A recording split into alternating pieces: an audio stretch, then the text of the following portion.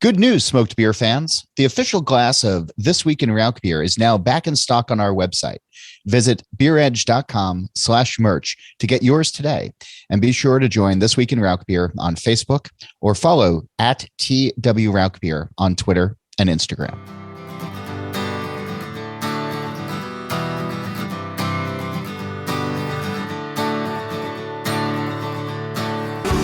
Welcome to Drink Beer, Think Beer, the podcast that gets to the bottom of every pint.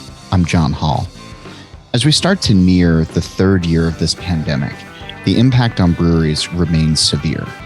Jeff Bagby of Bagby Beer Company in Southern California is here to talk about his COVID-19 experience and then to offer some praise and a plea for classic styles of beer. But first, we're able to bring you this show each week, thanks to the companies that want to support independent journalism in the beer space. If you'd like to learn more about our surprisingly affordable rates, please reach out to sponsor@beeredge.com. And be sure to check out Stomp Stickers. Stomp is a proud member of the Brewers Association that produces a wide variety of printed brewery products, such as beer labels, keg collars, coasters, beer boxes, and much more. Stomp's website features an easy-to-use design tool, low quantity orders, fast turnaround times, and free domestic shipping.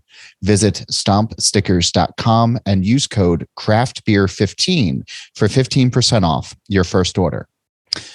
Athletic Brewing Company's innovative process allows them to brew great tasting craft beer without the alcohol. From IPAs to stouts to golden ales and more, they offer a full selection of beers starting at only 50 calories. Now you can keep your head clear and enjoy the refreshing taste of beer anytime, anywhere. Place an order today at athleticbrewing.com and get free shipping on 2 6-packs or more. New customers can also get 10% off of their entire order with the code BEEREDGE10, limit 1 per customer.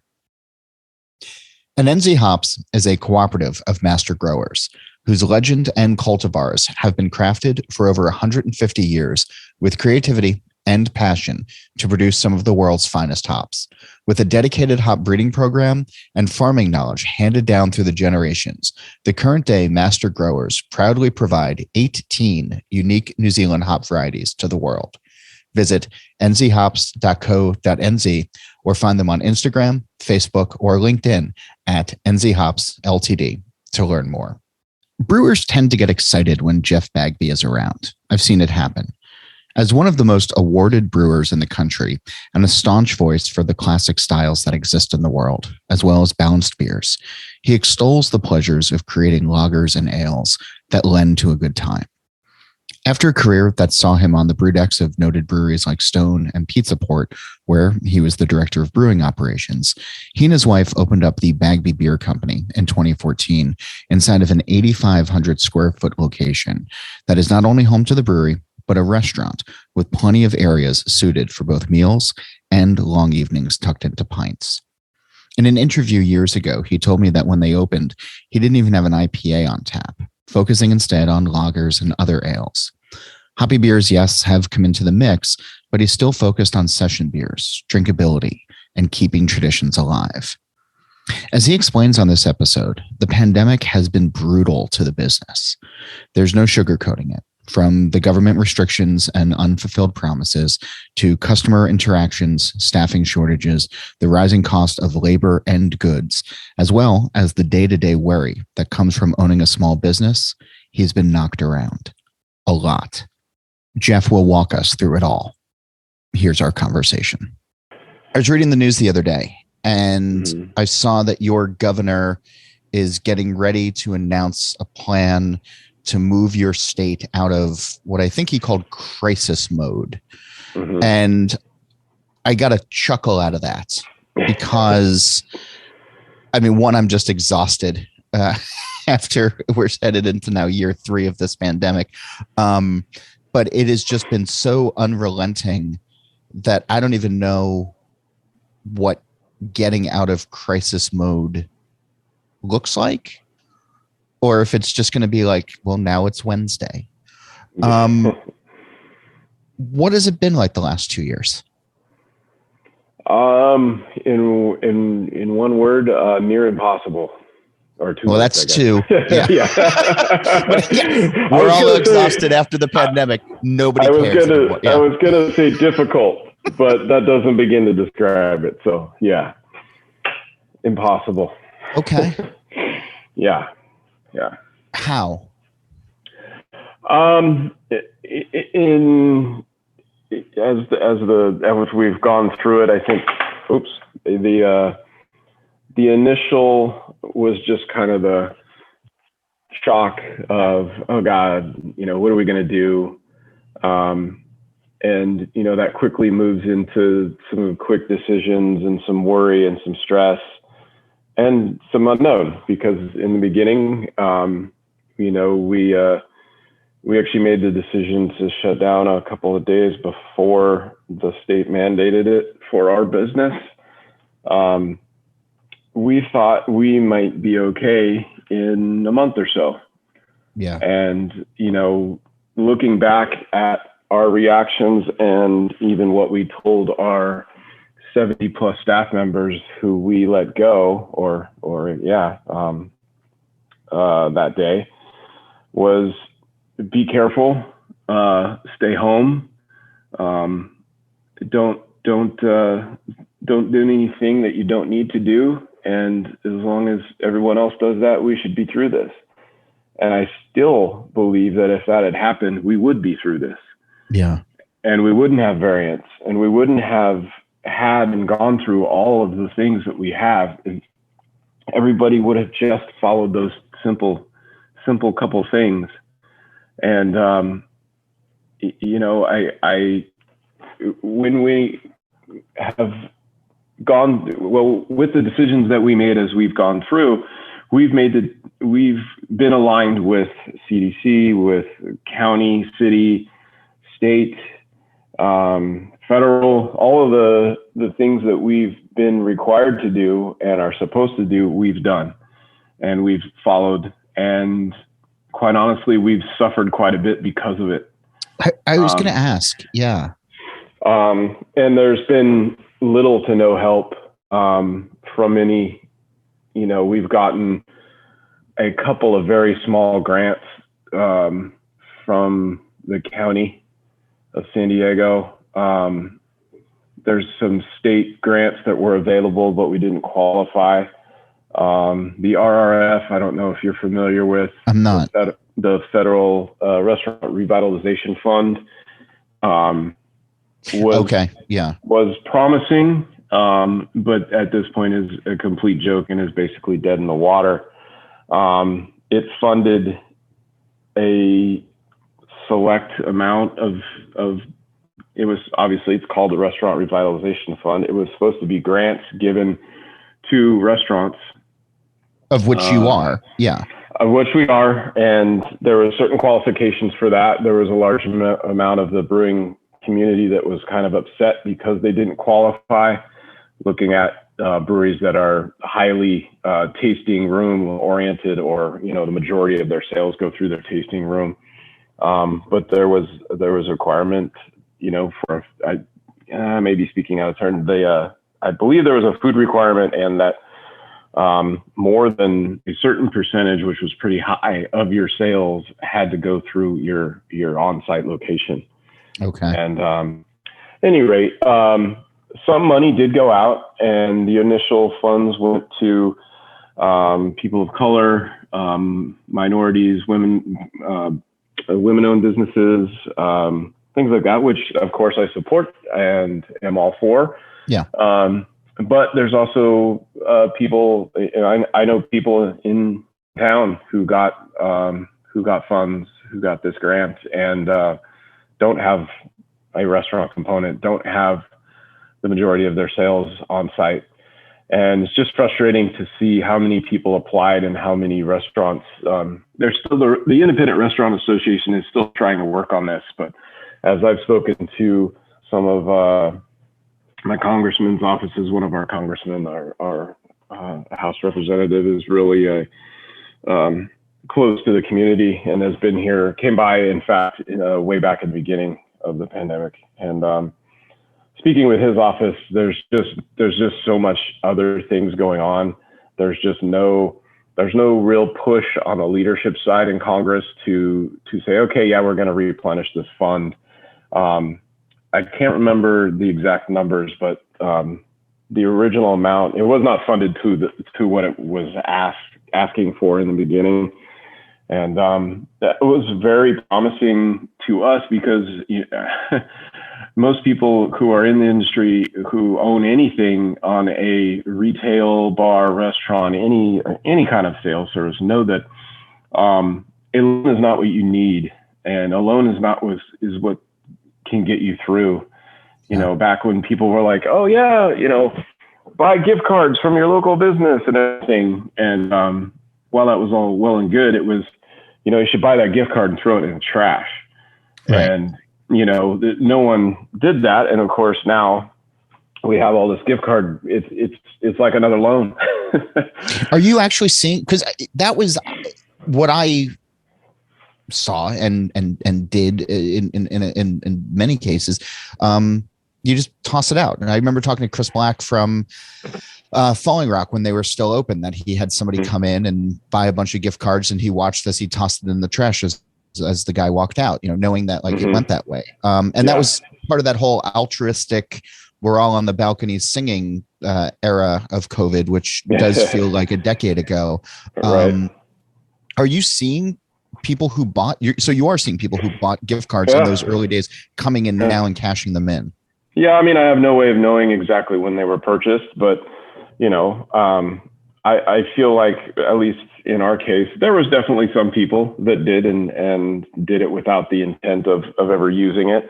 But there's definitely people that have come in and, like I said, the impression with your doors open and you're selling things is that everything is as it should be and everything is fine. And it's so frustrating because it couldn't be further from the truth. And not a lot of people in the industry, not a lot of owners, not a lot of people who are on that side of the business and this industry are able to speak or I think are hesitant to speak about that because they don't want that perception. But they also want that perception because they want people to know and want people to understand what's really going on. But you also don't want someone to think, oh, wow, they're barely scraping by. And, when we were already finding this out with PPP, that basically saved our business. But again, loan. And it's becoming harder and harder to get forgiven at certain amounts. Originally, as you get further away. Yeah. As originally the SBA was said to people, ours was greater than this, but the SBA was saying, oh, if you got $150,000 or below PPP loan, that it was going to be forgiven. It wasn't going to be hard. And that hasn't been the truth, in particular Bank of America.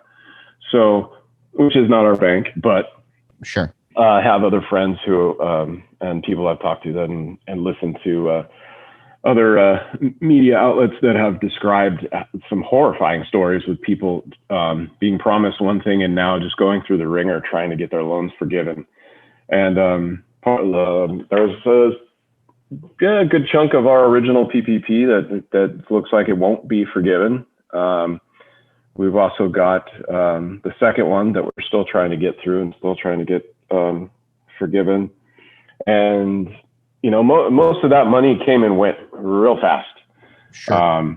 And to continue to operate and to continue to, I mean, we closed and reopened. I think we're on our third or fourth one at this point in the last 2 years. And each time you do that, I don't know if you're familiar with our place, but it's pretty big. I describe it to people as trying to stop a locomotive that's going full speed. You can't just flip a switch and you're done and stop. No, that was one of the things that early on I was thinking of your place, because I was there, I guess maybe 8 months after you opened, and I went in with Brandon Hernandez one night and we had a really nice night. And but it was like I got lost walking from one room to the next, looking for the bathroom. It's that big.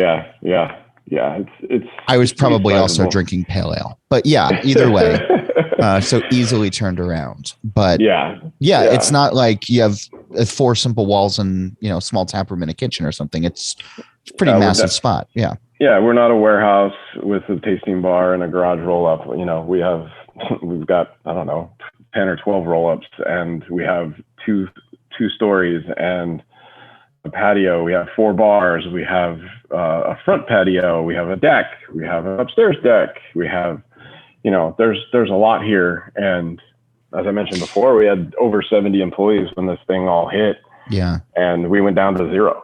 And that was hard. And there's got to be like some people who say like, well, you had all this outdoor space and you could do outdoor dining, but that had its own complications, I imagine. Oh yeah. And this gets back to that perception that everything is fine. And the fact that, it took us a month to fully close this place down.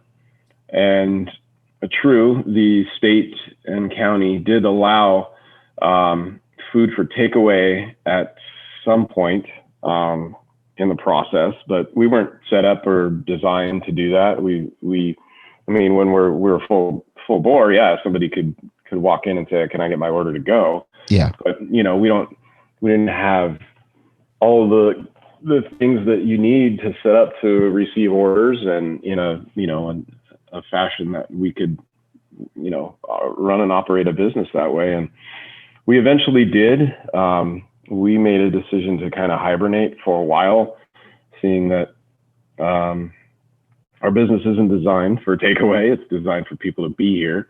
Yeah. Designed for large parties, big events, and things like that. So we eventually did open for, we started with some takeaway. We utilized our on-site parking lot for numbering parking spaces, utilized our POS and some online systems for ordering and communication with customers, and completely changed and limited our menu. Hired back a couple of employees, and my wife and I think there was 5 of us. We tried to run that for a while, and it just wasn't sustainable, not for the needs of the building and all the fixed costs that we have, combined with, like I said, people don't think of us as takeaway, and it just didn't work. And like I said before, we decided to follow all the mandates and all of the things that we were supposed to do. And unfortunately, a lot of the businesses in our industry and in our local community here did not. Yeah. And continued to have dine-in service, continued to not have spatial restrictions or distancing restrictions or anything like that. And that there was some people, when we did utilize our outdoor space for the summer back in 2020. I think we opened in mid-July. We were able to get some staff together to bring in guests into our garden and patio area and deck area, and that worked a little bit, but it was still just not at the volume that we needed with the restrictions that we had to have in place. Even though people were outside, they were still required to be distanced. And yes, we could hold quite a few people, but it was frustrating for the guests. It was frustrating for us. We're trying to execute with just a shoestring staff, and trying to also add a to-go element to that if people still didn't feel comfortable coming in. And it barely worked. And then it just it wasn't the volume that we needed to sustain. Yeah. We were running out of money, and then on December 7th of 2020, the state government decided to shut down all dining on site of any kind, indoor or outdoor. And at that point, we tried to pivot and try to do takeaway. We talked with some of our staff about delivery and offering that option, because we figured, well, if everybody's going to follow and do what they should do, then we're all in the same boat, and therefore we might have a chance to at least make enough money to pay the people that we had. And of course, a ton of people stayed open, and there was another thing that's funny. You mentioned our governor's response to, quote, ending the crisis and or crisis mode. And yeah, it's funny because in so many parts of the state, there never was a crisis in some people's minds. They operated their businesses. They went out to businesses the same as they did before in February of 2020. And it was as if nothing had changed. And that's gone on throughout. And so it's really funny to me, just hilarious, honestly, to hear, you know, we had an indoor mask mandate that started, I don't know, 6-7 weeks ago or something like that. And right. Same thing, like, you know, it was kind of, we followed it here. We've had our employees, we still do have a mask on for all of our employees when they're working, vaccinated or not. And we've held that throughout. And some people don't. Some people come in and see that we're wearing masks and actually get turned off. So there was just no consequence. You know, these people that were open, the alcoholic beverage control of the state of California had threatened to pull people's licenses and fine them. Nothing ever happened. There was just no consequence. And it was so frustrating because in the moment, we knew that there wasn't going to be any consequence for this. We knew that if anybody actually ended up in court, they would plead, well, I needed to do this to keep my business open. I needed to do this to supply my employees with wages to sustain their lives. Like it was so frustrating. And like I said, it hurt us to do that. And we weren't willing to put anybody at risk, our employees, our customers, ourselves, our staff.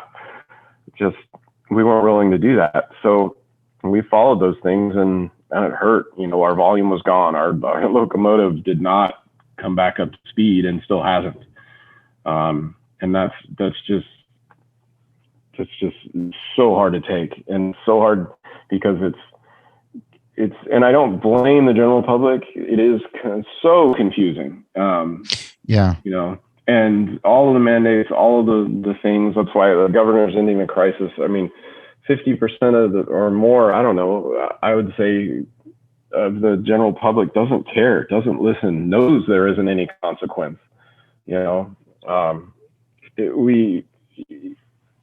we had employees get yelled at for requesting people to wear masks when they came in, back when the mandates were on, and back when it was outdoor only, and, you know, yelled at them about distance, you know, politely asking, hey, can you just please take this mask and put it on and walk when you walk to your table, and if you go to the bathroom, put it on. Just getting, you know, brutalized. And no one wants to work in an environment that's like that. Yeah. And the customer's confused, or they made up their mind, or whatever political view they have has influenced them to be however they're going to be, and that's fine. But to take it out on somebody who's just doing their job is just, it's so horrible. And we saw it and we took it. And I know many hundreds and thousands of other employees and people and businesses took it as well. But it's just, that's where I get to that impossible comment. You know, you can't make a decision as a business owner. I have no idea what's going to happen next. When the next variant comes out, is the state going to close things down again? No, probably not, because they'll sacrifice their political careers if they do so. Of course. And that basically happened in this state. There was a recall election. We all knew that he wasn't going to get recalled, but you know, it showed that there was enough people that were like, you know, and just such staunch feelings and personal beliefs about this. And instead of, you know, doing research, looking at facts, looking at what science says, they just chose to make their own decisions. And while that's fine, they forget to acknowledge, or can't acknowledge, that really is damaging to a lot of other people out there.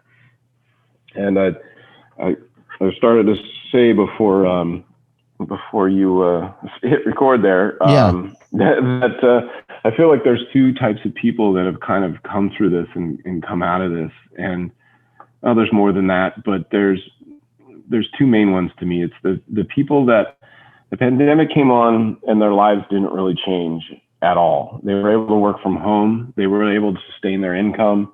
They were able to get the things that they needed, that they wanted, even the luxuries and the vices and all the other things that they ever wanted, and are just kind of going on. And to no fault of their own, haven't looked at the other group of people, which is the ones that were not able to sustain their lives, were not able to sustain their incomes, were not able to get the things that they needed, and had it really, really rough.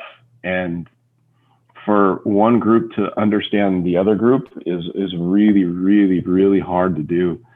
And we're continuing to see that, and we're continuing to see comments and responses from people, customers, guests, who have been in, or just even people. We've had people walk up to our business and say, yeah, because you closed down during the pandemic or during the shutdowns or whatever, we're never, ever coming back here. Just walked up to the building and found an employee and told that to the employee and then walked away. Jesus, that's a dick move. Yeah. So, I again, I get back to this impossible part. I just wish if there was some way to convey to people, so that they understand both sides. You can only use ignorance or you can't use ignorance as an excuse in this situation, but I think you owe it to yourself as a person in this world to try and figure out why somebody might be in the position that they're in, or to at least partially understand that. I've had conversations with guests that just, we did away with servers. We changed our service model and went to QR codes and less of a front of house staff interaction with guests. And there's still plenty of it, and the service is still at the level that was always our belief and our goal with this business. But so many people don't understand that. So many people I've had conversations with, and I usually end the conversation with, well, I'm sorry that you feel that way, but this is how we had to start operating, or else we wouldn't be here anymore. Yeah.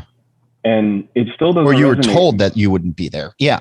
Yeah. I just, like, I can't afford a serving staff anymore. Minimum wage in California, tipped or not, is $15 an hour, no matter the size of your staff, no matter what. And when we opened, let's see, a little over 7 years ago, or 8 years ago, anyway, 2014. It's been a while. Yeah. Minimum wage was half that. It was $7.50 an hour. So you couple all of this misunderstanding, misinformation, not having any empathy for what our business is in, and then you look at numbers, and then you try to explain to somebody why their burger costs what it does these days, why their beer costs what it does, or the cocktails, or the overall anything. Every single thing that we do here has gone up all of our expenses have gone up. There's not one single expense that is the same that it was even a year ago. And yeah, go ahead. No, I was just going to say, we've been hearing a lot about the expenses going up. What's been the most impactful one? If there is, a top one.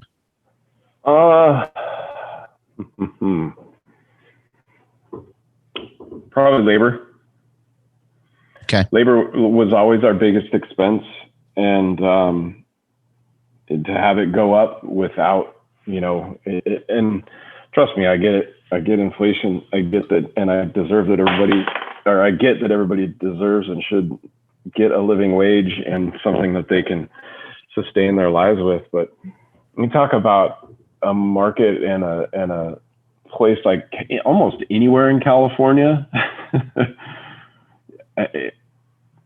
you can't earn a wage that can afford you to buy a house. Yeah. You can almost find one to get yourself and lease or rent a property, but you've got to have 2-3 incomes coming into that to sustain, to be able to rent and have anything that's comfortable. And so I get that. I get that those prices should go up. But what people don't understand is the other side of that, which is that, whatever business it is, whatever they're offering, they've got to charge more for that service or that business. And, that commodity or whatever it is. And I just think that people just lose sight of that. They're like, oh yeah, more minimum wage, raise minimum wage.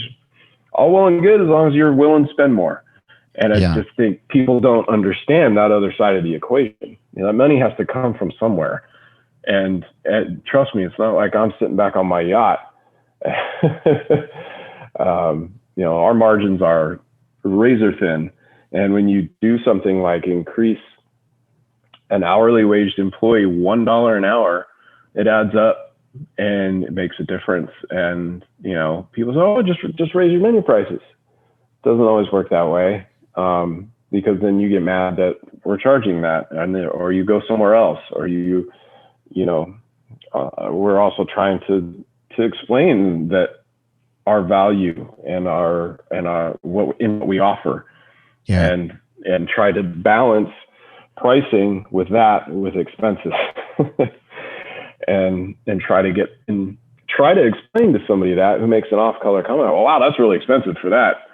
And it would take an hour and a whiteboard to draw out and show the person why that number is the way that it is. Yeah. And people are so hot tempered right now as well, right? I mean, everybody is at their wit's end just after, 2 years of this, that even not a simple explanation, but a calmly trying to explain like, well, this is why it is. It's just going to, I think more often than not, be met with some eye roll or some sort of exasperation. Yeah, it's true, and it's there's no sign of it changing. Everybody's like, oh, well, the caseload's going down, and the hospitalizations are going down, and the restrictions are going away. It's like, yeah, well, we saw this happen a couple times before already. It's going to come back. There's going to be another variant. There's going to be, more of this happening. I hope and wish it turns endemic, but until I can keep a staff member that, on some capacity, whenever, we're required to do certain things when someone tests positive, and those were pretty intense, restrictions and pretty intense things until a little bit recent, and let alone if somebody was unvaccinated, that would knock them out for 10 days, no matter what. Then it went to 2 weeks. Then I had to pay them while they were gone those 2 weeks. Yeah. It's intense, and people just don't understand that. Are you seeing, because prices have bumped up, that people who might have come in previously and gotten dinner and a couple of drinks and appetizers, dessert, like that kind of thing, like, are people doing less now? It's hard to know. Our longtime regulars, most of them don't seem to be too adverse to minor increases even over the years before pandemic time. We get comments here and there, just because new guests who don't know us, have never been here before, may just have I feel like everybody goes to a place and they have expectations, and once the food lands or the beer lands or the cocktail lands or whatever it is, that expectation can be met, it could be exceeded, or it could not be met. And I think that just depends on that person. There's not a whole lot we can do. And it's hard to know if people are coming in and seeing that and deciding that they're not going to come back. There's probably a certain percentage that are. There's probably a certain percentage of people who are coming by and going, oh, that's kind of more than I remember spending, and might not come back as soon or as often as they might. Yeah. But it's just so hard to know. And I wish there was a way. I wish I could get a candid answer from everybody who comes in. Maybe not, but yeah. Careful what you wish for there. Yeah. Yeah. Oh, some people are brutally honest and don't care. Other people, will save it. You've had tables have been spoken with the staff, checked in, this or that, and then we'll write in later and say, how horrible everything was. And you're like, but why didn't you tell us in the moment? We can't do a whole lot about it now. Yeah.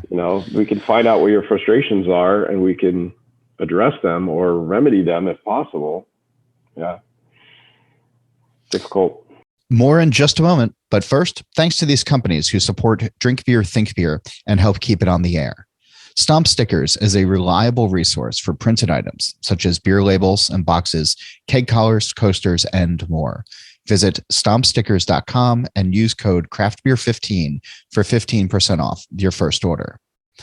Athletic Brewing Company's innovative process allows them to brew great tasting craft beer without the alcohol. Place an order today at athleticbrewing.com and get free shipping on 2 6-packs or more.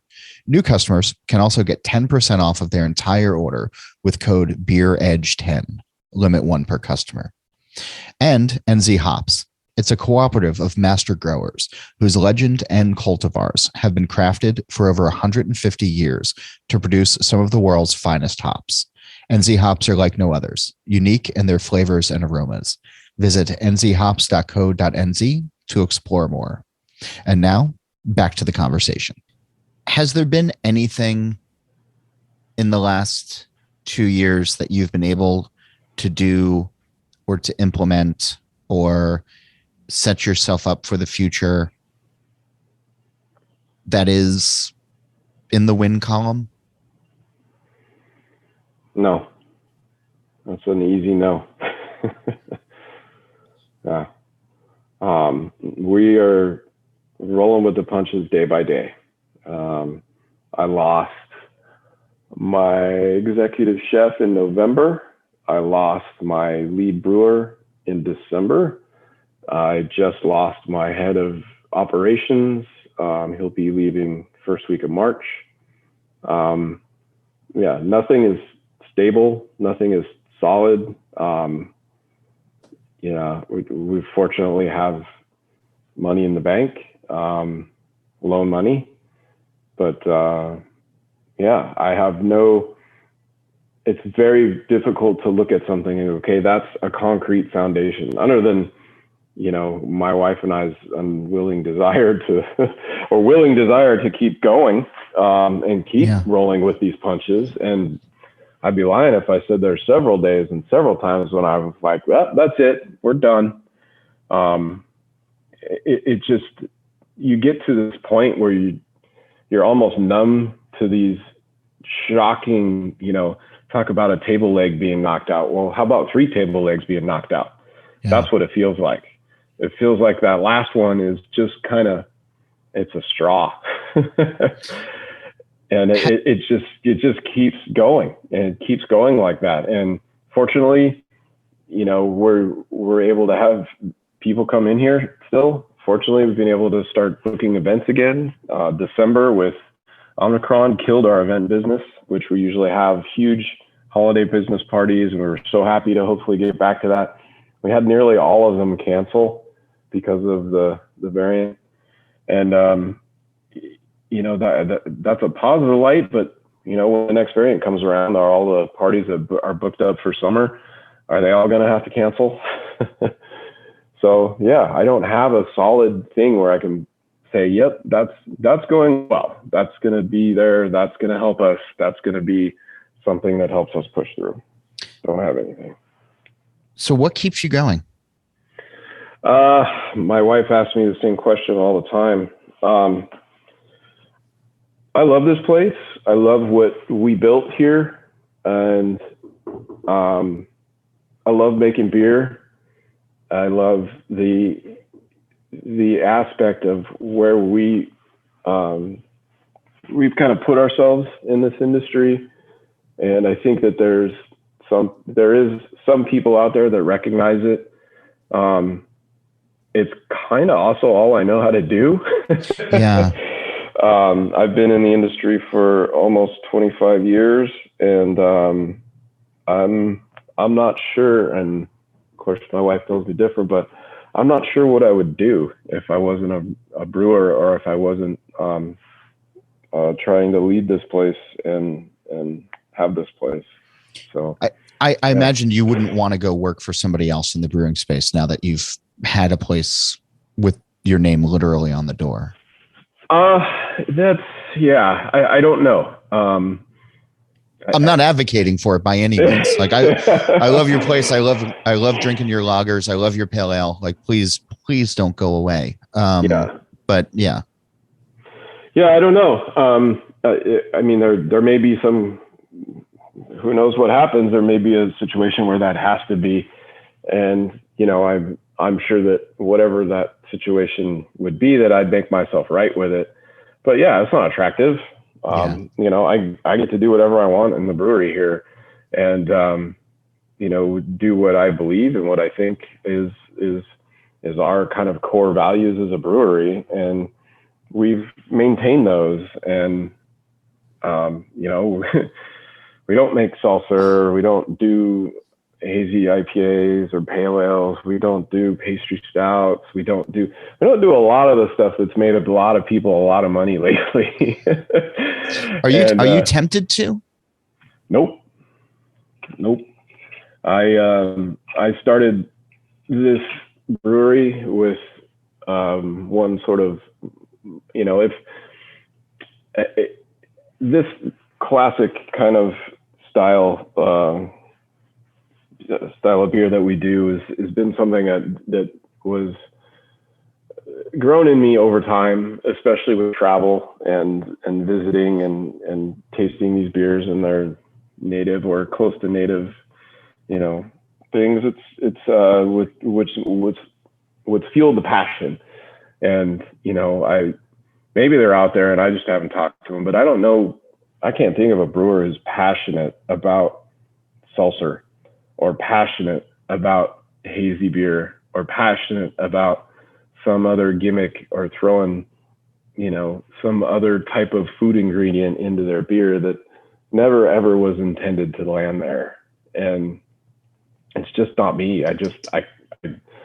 That would make me close the business if I had to do that. I can't. Yeah. I know I've had conversations with folks that during the pandemic in the early days, people were going back to familiar flavors. They wanted a beer that you could actually have a 6-pack of in a night if you wanted to, if you were working from home and didn't have to, do much the next day, that kind of thing.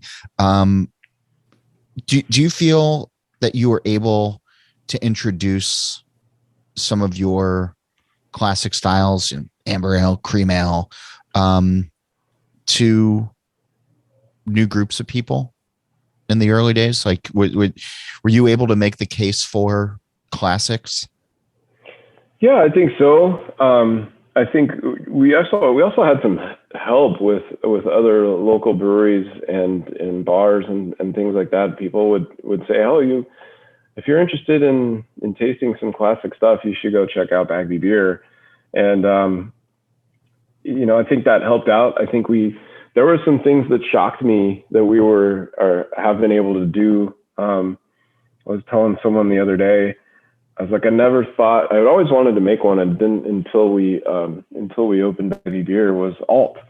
And, fantastic, talk about amber ale, or amber hybrid, a fantastic beer that has some ties towards, say, an American amber or American red style of beer, with its bitterness level and its clarity and its crispness and malt flavor and character,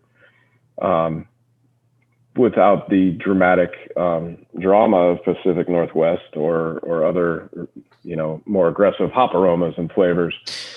And I was, for a long time, we did for a while, we put German style alt beer on our menu for our alt beer. And then we started describing it to people as German style amber ale. And that helped people try it. And I couldn't believe after a while, this was a few years back, pre-pandemic, but I couldn't believe how fast that batch, when we first started describing it to people and had our staff describe it to people, watch how fast it sold. And, we serve it in a staunch style glass, and you're not getting the volume that you would say if you get a pint here of our American amber ale.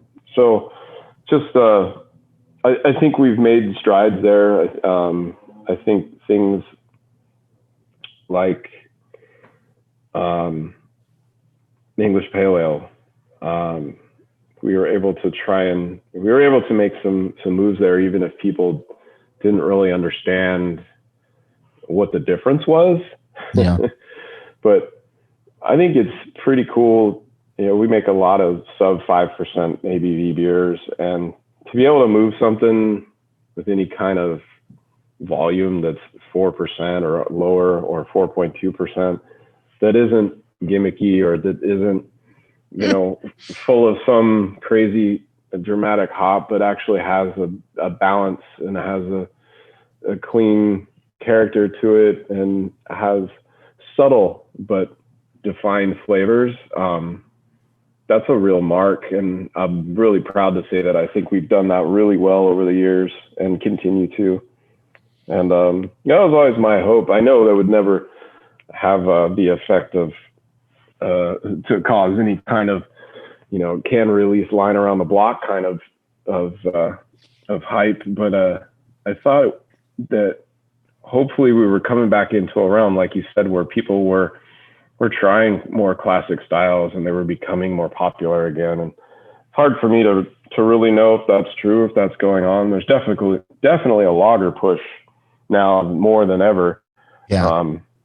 And I'll clarify it and say actual traditionally brewed and properly brewed lagers are really coming on strong, and it's really, really cool to see. We had a lager festival here back in November, and it was awesome to talk with the people that came to that event, and to see, we were able to get a lot of brewers here, and I was going to say, throw a lager festival and brewers are immediately going to show up.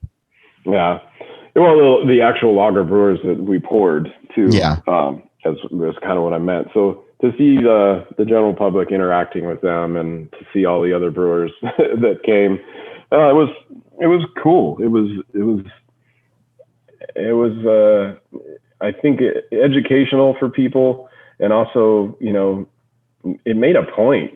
It was like, hey, this is something that people want, and it's something that we can bring them, and it definitely here it falls in line with our motto, classic style beer.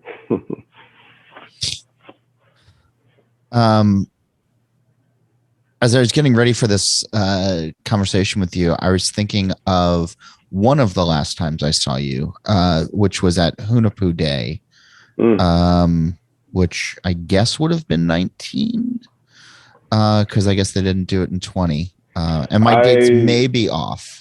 I'm thinking 19. I was thinking it was 19 because in 20, I was actually about to land in Tampa. I was able to get, I didn't buy internet service on the flight, and I was low enough to pull up my email. And as I was landing in Tampa, I got the email, and time to go home. Yep, got the email that said Hunapoo's was canceled, and they still had kind of a pre-night. No one knew what was going on. I was trying to call home and make decisions on what we were going to do. It was nuts.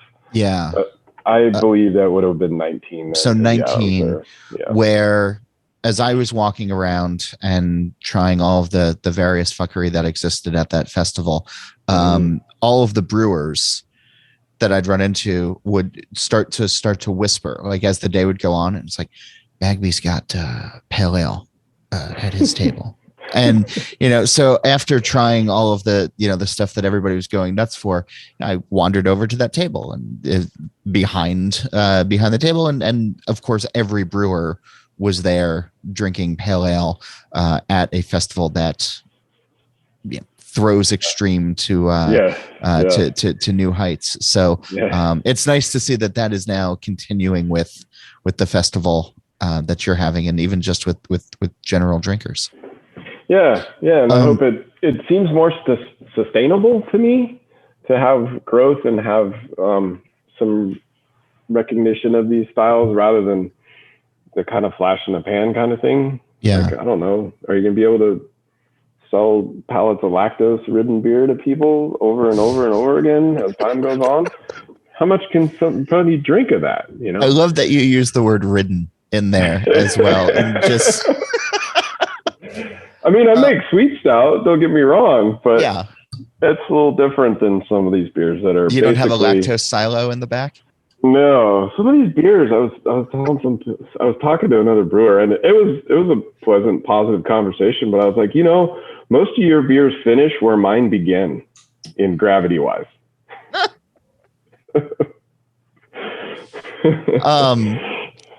Before we go too far down that hole, I know you go to festivals, and you used to, and we all used to, and everything. It seems to be a ramp up this summer again for more festivals than there were last year. Trying to get back into that mindset. But there's also been a lot of things discussed in and around the industry as far as inclusion and proper ways of that people should be conducting themselves at these festivals. Rules going into place as well.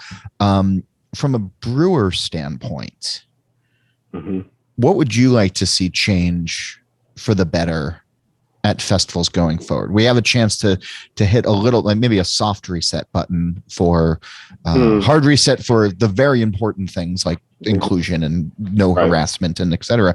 But a soft reset button for what brewers, what would you like to see to get you out to festivals going forward?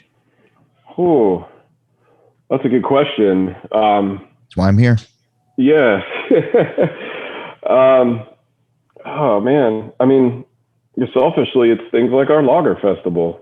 It's having focuses that aren't, when you throw a beer festival that is just a general beer festival, you invite the kind of craze or the hype, and that's fine. That brings people to beer, but when that beer is further from what I consider beer, or gets further from that, to me it's a little damaging, or can be, kind of like we were just talking about with more sustainability, with more styles that are drinkable, and like you said, having a 6-pack of beer, or having more than one or two, or being able to get through a glass of a beer. While those things are fun and they bring people to a festival, they create excitement, they create ticket sales, they create this kind of feeling that people want at a beer festival. And I agree with that, but I also agree with, a bunch of my friends and brewers coming up and drinking one of my little lagers, or like you said, a pale ale or something like that. It's almost like, and we see festivals like this where it's like, okay, you're going to bring your low ABV beer and your high ABV beer, or you're going to, there's a couple festivals. We sent some beer to a festival in Georgia last year that was all small beer, and there's been other small beer festivals too. Things like that to me are more fun and more challenging, and but it's difficult because it doesn't draw the crowd. So how do you draw the crowd with those types of beers? I don't know. That's, I guess, the hard part of it, but that's what I'd like to see, some more focus on that way of brewing beer, subtlety and delicacy, or, having delicately flavored beers. We all remember and went through the hop race, call it, or whatever, how many IBUs can you put, how many pounds per barrel, how, all of these things. They just create such aggressive beers. And what about the subtle nuances of lagers, or some styles of lager, and and some other smaller styles of ale, dark mild, English bitter, things like that they're so flavorful, but they don't beat you over the head, and they're arguably a lot harder to make than some of those more aggressive beers. So I don't know. That's what I'd like to see. I would love for you to have a mild festival, but actually just not it be a festival, and we all just sit around at a couple of tables and drink pints of mild for the afternoon. Yeah, that would be fantastic. Well, it's food for thought for all of the festival promoters that I'm sure are listening to this show. I've been asking folks as we start to wrap up here. I've been asking folks for the last couple of months a specific question, and the premise is my wife and I were rewatching The Good Place at some point during the pandemic. And if you're not familiar with the show, there's a towards the end of the show, there's this green door that exists, and you can walk through a green door and be anywhere at any time with anybody that you want. And so if such technology existed on this plane of existence, and we could finish this conversation and you could walk through a green door and be at any pub or any brewery anywhere in the world at any time, where'd you want to go? Who'd you want to be with? And what would you like in your glass? Part of that is hard. Part of that is easy. Because I haven't been able to travel and I haven't been able to see a lot of my friends in the brewing industry that aren't so local or even in this country, I would love to be with all of them, and whether it was a festival atmosphere or if it was one of their breweries or it was anywhere, to me that I miss that. I think one of the things I miss the most, and it would for, like I said, for the location and what's in the glass, as kind of second and third to just being able to see all those people and chat and talk with them all again. I think whatever was in my glass, I'd like it to just be well made and along lines with what I drank. So classic style. And like I said, the brewery could be anybody's as long as the other parts, those two other things were there. That's what I'd say. Not the best answer in the world, but hey, it's your answer. It's, there's no right or wrong. This is all about you. I love it. Yeah. I mean, I think I've replayed all of the kind of great, not all of them, of course, that's impossible, but a lot of the great beer drinking times that I've had with friends and family and just being able to recreate that. And I'm hopeful that like you said, that the summer or the warmer months will bring that, and we'll get an opportunity to have those things again. It's funny when I used to do a fair amount of overseas travel for beer and festivals and things. And one of my friends, this was, I think in 2019, mentioned we were in Estonia at a beer festival there in Tallinn, put on by Puhala.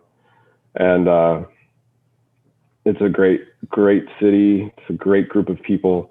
It's one of the best beer festivals I've ever been to, because the people are so into the beer and learning and everything. But all that aside, my buddy, another American brewer, said, God, it's so lucky that we get to do this.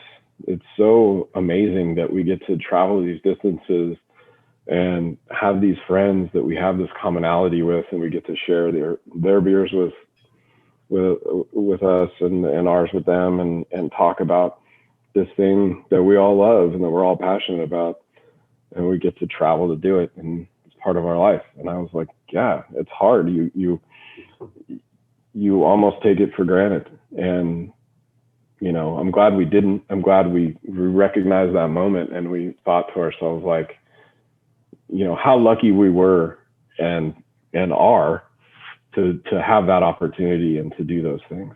And Yeah, it's a conversation I think about a lot now because all this, I haven't been overseas since the end of 19. So yeah. Same. Yeah. Hopefully soon. I hope there's brighter days ahead for you, Jeff. This is, thank you, John. I appreciate you taking the time and being on the show too. Sure. I hope I wasn't too doom and gloom. I think you just brought the dose of reality that we all need in these situations. Oh, thank you. I hope so. I know there's other people that are in my shoes with that feeling, and I hope for us all that we can push through and get back to enjoying beers in a room with all our friends. And yeah. What's it like where you are? How are breweries coping and moving forward? What have you seen on your brewery visits? You can tell me about it. It's John Hall. That's JOHNHOLL at beeredge.com if you like email, or you can get with me on Twitter at John_Hall. Be sure to check out beeredge.com for our This Week in Rauk Beer and Defend Pilsner merch, and to follow along on social media at The Beer Edge. And of course, This Week in Rauk Beer is also online. The Facebook group is easy to search, and on Twitter and Instagram, it's at TW Rauk Beer. We're able to bring you this show each week thanks to the companies that want to support independent journalism in the beer space. If you'd like to learn more about our surprisingly affordable rates, please reach out to sponsor@beeredge.com. And also be sure to check out Stomp Stickers.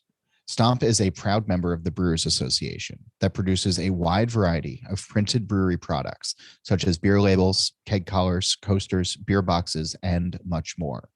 Stomp's website features an easy-to-use design tool, low quantity orders, fast turnaround times, and free domestic shipping. Visit stompstickers.com and use code CRAFTBEER15 for 15% off of your first order. Athletic Brewing Company's innovative process allows them to brew great-tasting craft beer without the alcohol. From IPAs to stouts to golden ales and more, they offer a full selection of beers starting at only 50 calories. Now you can keep your head clear and enjoy the refreshing taste of beer anytime, anywhere. Place an order today at athleticbrewing.com and get free shipping on 2 6-packs or more. New customers can also get 10% off of their entire order with code BEEREDGE10. Limit 1 per customer. And NZ Hops. It's a cooperative of master growers whose legend and cultivars have been crafted for over 150 years with creativity and passion to produce some of the world's finest hops. With a dedicated hop breeding program and farming knowledge handed down through the generations, the current day master growers proudly provide 18 unique New Zealand hop varieties to the world. Visit nzhops.co.nz, or you can find them on Instagram, Facebook, or LinkedIn at NZHops Ltd to learn more. A reminder, check out the Beer Edge podcast with Andy Crouch. Steal This Beer has new episodes every Monday, and the BYO Nano podcast comes out on the 15th of every month. On this show, Nate Schweber does the music, Jeff Quinn designed the logo, and I'm John Hall. New episodes release every Wednesday, and that's when I'm going to be back again to drink beer and to think beer.